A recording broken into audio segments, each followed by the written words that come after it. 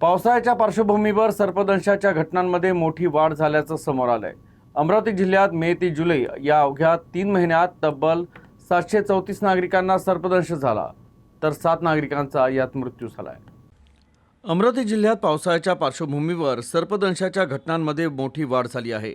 मे ते जुलै अवघ्या 3 महिन्यात अमरावती जिल्ह्यात तब्बल 734 नागरिकांना सर्पदंश झाला आहे। यामध्ये 7 जणांचा मृत्यू झालाय। शेतांमध्ये साचलेलं पाणी, घराजवळील झुडपं, ओलसर वातावरणामुळे सापांचा वावर वाढल्याचं दिसून येत आहे।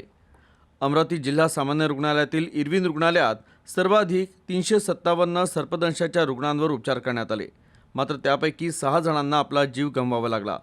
तर अमरावती जिल्ह्यातील चुरणी उपजिल्हा रुग्णालयात 96 रुग्णांवर उपचार झाले, तर एका रुग्णाचा मृत्यू झाला।